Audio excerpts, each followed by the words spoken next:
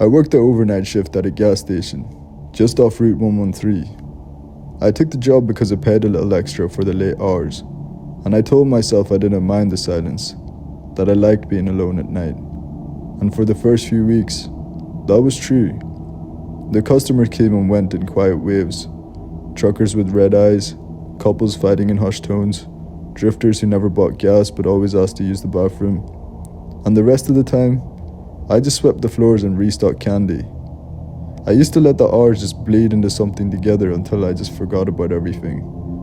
Until about a month ago. That's when he started showing up. It was a Tuesday night, just after 2 a.m., when I first noticed a car pull up. It was a rusted old Lincoln that rolled in slow, but a bit too slow, like it was floating rather than driving. He had his headlights off, and he pulled up to pump 6, the one that was farthest away from the store, right where the camera flickers in and out every few minutes. I didn't see him get out.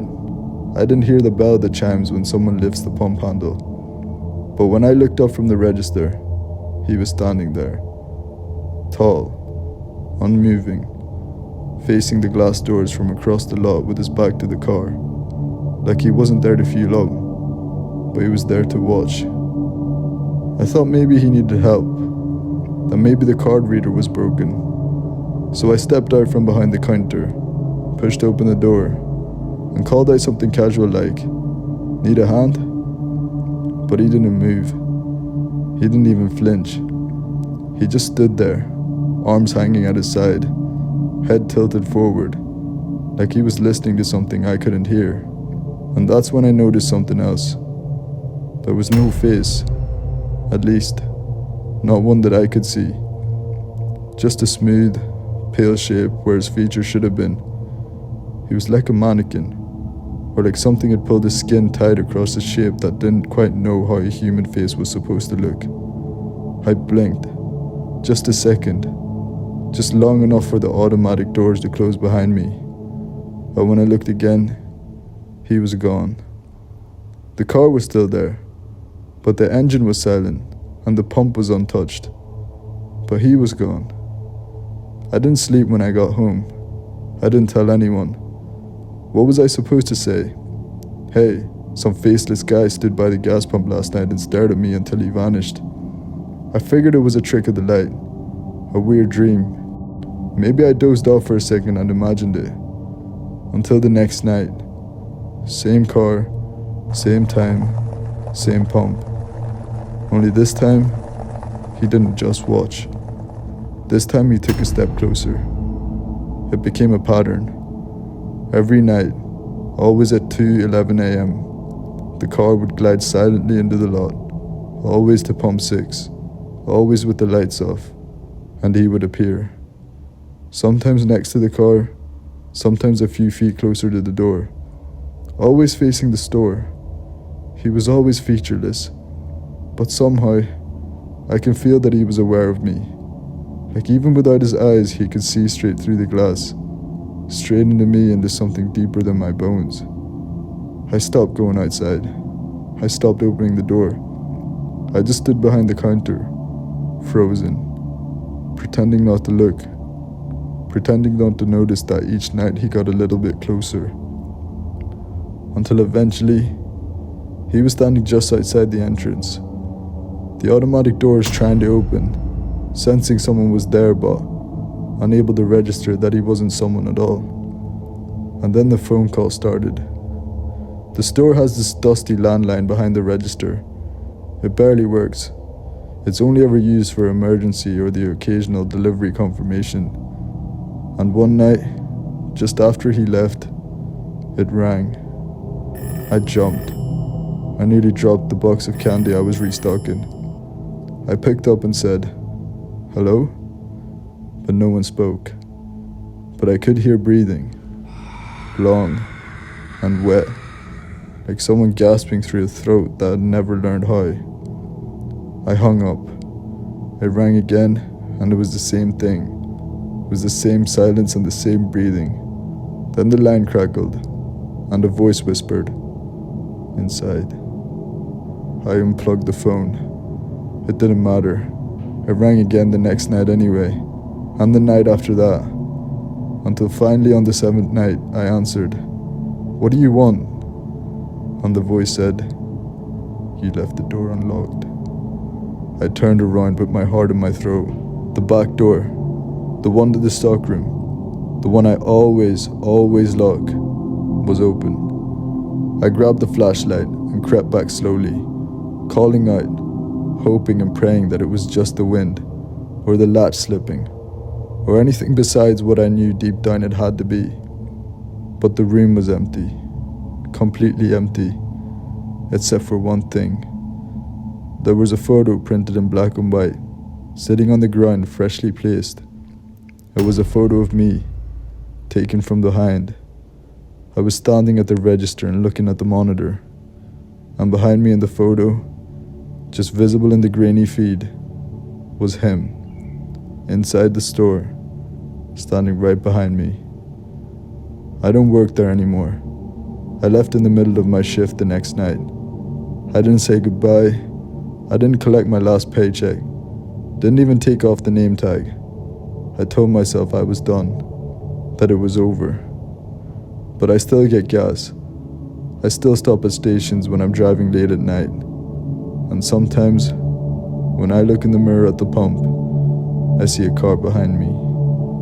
No headlights, no engine, just waiting, just watching, parked at pump 6.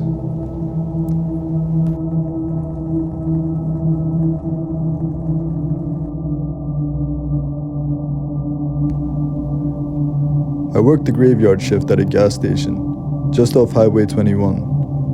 I don't mind the quiet. I've worked nights long enough that the stillness feels more natural than the noise. There's something almost comforting about the low hum of the refrigerators. But last Thursday, something changed. Something I can't explain.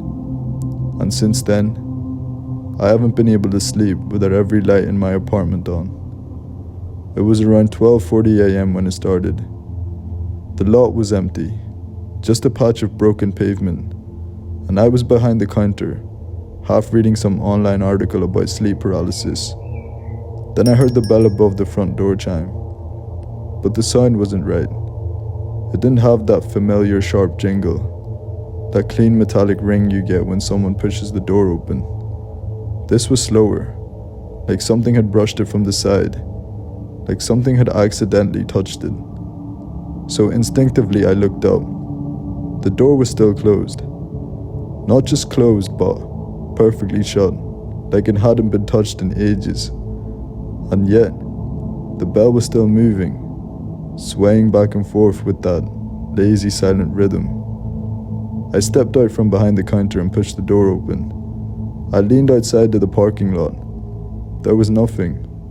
No car, no wind, just that weird silence. I told myself it was nothing. Maybe the fridge caused a vibration. Maybe I was tired enough to imagine things. I went back to the counter and sat back down. Then, the radio, which had been dead silent for nearly an hour, blasted to life. It was a sudden explosion of static. The volume turned up way too high, loud enough to make me flinch. I reached out for the knob to turn it off, but just before I touched it, the noise stopped, and it was replaced by a voice. Not a DJ or a broadcast, but there was just a single word whispered. Outside. I shut the radio off. I stared at it for a few seconds longer than I should have. Radios glitch. I know the static can pull in weird transmissions from a mile away. I know that. Then I glanced at the security monitor. We've got one of those old split-screen black and white setups. One for the lot, one for each aisle, one behind the counter, and one pointed at the back hallway near the storage room. And on the second feed, it showed aisle 3. But there was something standing there. Something perfectly still between the shelves. At first, I thought it was a trick of the light, some shadow cast wrong. But no. The figure was there, tall, disturbingly lanky, with long limbs that hung too low, and shoulders hunched inwards like its bones were struggling under the weight of its own frame. It didn't move. It didn't sway. It didn't breathe either. It just stood there, facing away from the camera.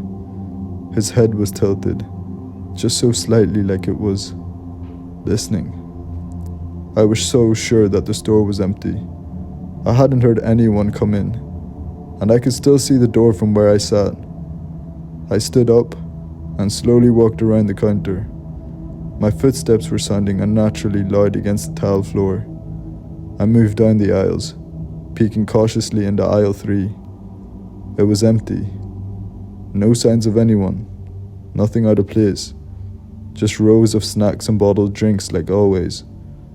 But when I turned around and looked back at the monitor, my heart dropped into my stomach. He was still there. Same position. Except now, he was facing the camera. I didn't know what to do. I just stood there, frozen, staring at that flickering grey screen. My mouth was dry, my legs suddenly weak. Then, the screen glitched. Just a flash of static, and when the feed returned, the aisle was empty again. No figure, no movement. It was like nothing had ever been there. I told myself the system was faulty, that maybe the camera lagged, or looped an old recording. And then I let a few hours go by. It was around 1:10 a.m. when the back door alarm went off. That door is supposed to stay locked from the inside. It leads out to a narrow alleyway from behind the store. It's where we keep the trash bins. You can't open it from the outside, not unless you break the door entirely. The alarm's loud, it's high-pitched and relentless. It doesn't stop until you shut the door and punch in a code. So I walked towards it, slowly. Every step suddenly feeling like I was walking deeper into something I didn't want to understand. The door was wide open. The air outside I could feel was cold. But it was like wet earth, like the space itself had been unopened for too long. And there, I saw human footprints. I was leading from the open door across the concrete floor, towards the supply closet by the freezers. I called out, "Hello?" But I didn't hear an answer. I walked to the closet. My flashlight beam trembled as I opened the door. There was no one inside. Just a mop bucket and a few bottles of cleaning solution. But then I saw something carved into the wood on the inside of the door. Let him out. I slammed it shut. I ran back to the counter and I pulled out my phone. I called my manager, but there was no answer. I tried again, but it just went straight to voicemail. And then, the power died. Not just the lights, but everything. The freezers came to a stop. The security monitors flickered into nothing. The buzzing sign outside cut off like someone pulled the plug. And in the dead silence that followed, the radio turned on again. No static, no music, just a single phrase whispered through the distortion. Too late, he's already inside. I didn't move. I couldn't. And then the bell above the front door rang, just like before. I didn't want to look, but I heard the footsteps. It was uneven and wet, like something was dragging one foot behind the other. They shuffled across the floor and stopped at the counter.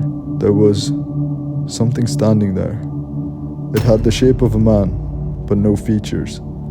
No eyes, no nose, no mouth. Just a smooth, pale stretch of skin where a face should have been, like someone had forgotten to finish building it. It leaned forward, close enough that I could feel its pressure against my skin, and it whispered, "You saw me." Then it turned away and disappeared into aisle 3 like it was just shopping for snacks. The lights snapped back on, the monitors lit up, and I heard the fridge come back to life. Everything looked exactly the way it did before, but except on camera 2, he was still there, standing in aisle 3, facing the camera. And then the feed glitched, and when it came back, he was gone again. I stood there for what felt like forever, barely breathing, too afraid to even blink. I was scared that if I looked away, he'd be standing right in front of me again. Eventually, I grabbed my bag and left. I didn't even clock out. I didn't even lock the door. I just got in my car and drove until the sun came up. Not even sure where I was heading, I was just trying to get away. I called my manager the next morning and told him I quit. I didn't give a reason. I didn't want to talk about it. I didn't want anyone to think I was losing my mind. But here's the thing. That should have been the end right there. I should have left it all behind. But last night, around 1 a.m., I woke up in my apartment to the sound of static. It was coming from my phone. There was no music. It wasn't an alarm either. It was just pure static, loud and unnatural. And mixed in the buried beneath the noise was a whisper. You looked. I checked every lock, every window. The lights were on, but no one was there. But when I looked at my laptop, the screen had turned itself on. Just one window open. It was a grainy black and white camera feed. It showed me aisle 3. And he was standing there, closer this time. He wasn't moving, and he wasn't smiling. And this time, I know he's waiting for me to come back.